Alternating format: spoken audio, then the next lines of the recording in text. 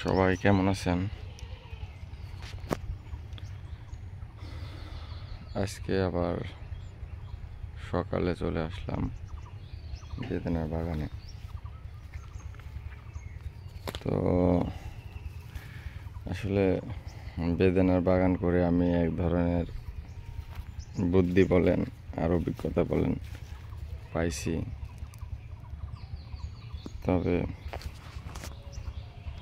ইউটিউবে ভিডিও দিতে এসে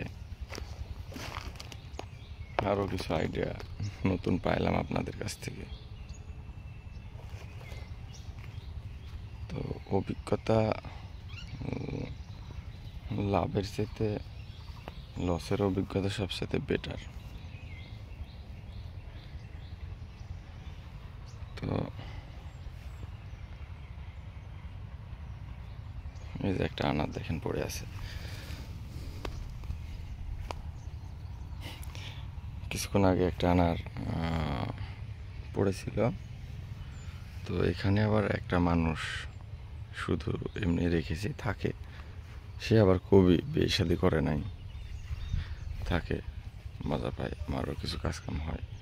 তো আনার পড়েছিল, সকালবেলা সে কুড়াইছে আর কি। কুড়ায় আমি পাঠাইলাম, যে পাশে একটা দোকান আছে, ও আবার বেদেনা নিয়ে যায়। তো বললো যে বলে পাঠাই দিস, তো পাঠাই দিলাম আর কি। তো 250 গ্রাম বেদানাটার ওয়েট হলো, বেদানাটার দাম আসলো 110 টাকা। তো বললাম যে 100 টাকাতেই নিয়ে নিই, এখানে দোকান, পাশে দোকান তো বাগানের। তো যাই হোক,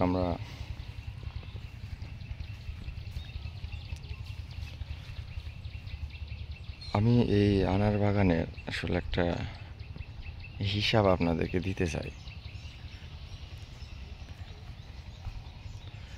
আর ইউটিউবের কিছু মানুষের সাথে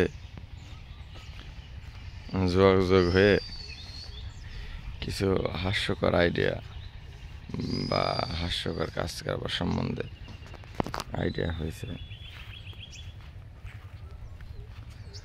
তো আমার বাংলাদেশের মানুষের একটা সমস্যা কি জানেন?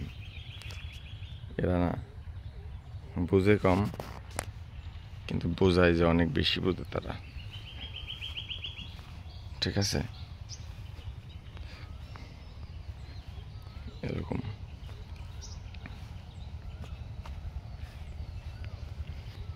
তবে আমার এই আনার বাগানে মনে করেন যে এরকম যে ধরে আছে, যেরকম এরকম যদি মনে করেন যে 30 পিস হয়, 30 পিস হলে মোটামুটি আমার আসলে প্রফিটও হবে, প্লাস আমার টাকা উঠে আসবে। আর এই আনার গাছ যদি আসলে মূলত 10 বছর টিকে, তাহলে আসলেই অনেক টাকারই ব্যাপার। আর আমার মতো বাগান যারা করতে চান তাদেরকে আমি বলবো যে আসলে নার্সারি থেকে ওইভাবে চারা কিনে বাগান করার চাইতে আগে 10-15টা কিনেন, আগে জাত কিনেন, গাছ লাগান, লাগায় দেখেন যে কেমন পারছেন। কারণ হলো যে আসলে নার্সারির যারা চারা বিক্রি করে, আমি নিজেও একটা ভুক্তভোগী। নার্সারির যারা চারা বিক্রি করে তারা শুনে মনে করেন যে নার্সারির ফটে চারা বিক্রি করে, চারা বিক্রি করা লাগবে, বিভিন্ন মিথ্যা কথা বলে ডালিমের চারা বিক্রি করে দেয়। একটা কৃষক যতই সে চেষ্টা করুক, যদি ডালিমের চারা হয়ে যায় সেক্ষেত্রে আসলে কিন্তু পসিবল না। আর অনেকে জাত নিয়ে বিভিন্ন কনফিউজের কথাবার্তা বলেন, হয়তো বা কেউ চারা, এমনও মানুষ আছে চারা বেশি দাম দিয়ে কিনেছেন, ভাবেছেন যে চারার অসঠিক আছে, কিন্তু আসলে আপনাদের কোনো আইডিয়াই নাই। বেদেনা যদি আসলেই মনে করেন যে জাত ভালো থাকে, বেদেনা আসতে হবে এবং বেদেনাটা নষ্ট হবে না, শিওর, এটার মধ্যে কোনো ইয়ে নেই। এখন কেউ ভাবে যে আমরা দামি গাছ কিনছি, 20 টাকা দিয়ে বড় নার্সারি থেকে গাছ কিনেছি, আমারটা সঠিক, কিন্তু আপনি নিজেরা জানেনই না যে ওইটা আপনি ডালিম নিয়ে বসে আছেন।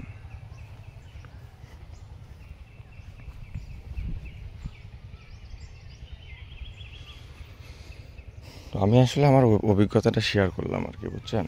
আমি গত বছরও প্রায় জাত অনেক কালেকশন করছিলাম। 15টা জাতের ভিতরে আমার সর্বোচ্চ কাজ করছে 4টা, সব টাকাও নষ্ট। তো আসলে নার্সারিওয়ালারা ওরা চারা বিক্রি করার জন্য ওরা নিজেরাও কিনে না, ওদের দোষ দিয়ে কী করবেন, ওরা তো নিজেরা কিনে না, ওরা সবাই কিনে নিয়ে এসে বিক্রি করে। যার কাছ থেকে কিনেছে সে দেখা যায় ওর সাথে বাটপাড়ি করেছে। এটা হলো বিষয়। তো আসলে কেউ বাগান করতে চাইলে বা যেটা করেন, জাতটা কিন্তু মূল ফ্যাক্ট। এই জাতের কারণে কিন্তু আমার আব্বার সর্বনিম্ন লস হলেও প্রায় 30 লাখ টাকা লস হয়েছে। তার মানে এই জাত একটা বিশাল একটা ফ্যাক্ট। কৃষিতে যদি সাকসেস আপনি হইতে চান তাহলে জাতের বিকল্প নাই। জাত যদি ভালো হয় দেন মানে প্রথম স্টেপের বিষয় হলো জাত। জাত যদি ভালো না হয় সেক্ষেত্রে কিন্তু কখনোই রেজাল্ট পাওয়া যাবে না।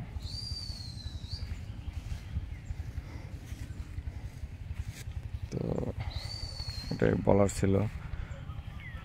জাতটা হলো মূল ফ্যাক্ট। জাতটা নিয়ে কাজ করেন আগে, তারপরে অন্য প্ল্যান করে নেন। তো ঠিক আছে, সবাইকে ধন্যবাদ। আর আমার ভিডিও যদি ভালো লেগে থাকে সেক্ষেত্রে করেন, লাইক কমেন্ট শেয়ার করেন, আর সাবস্ক্রাইব করতে কেউ ভুলেন না যারা পছন্দ করেন না। যারা পছন্দ করেন না তারা দরকার নেই, তারা বের হয়ে যান।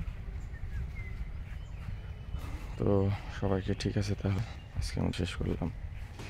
আসসালামু আলাইকুম।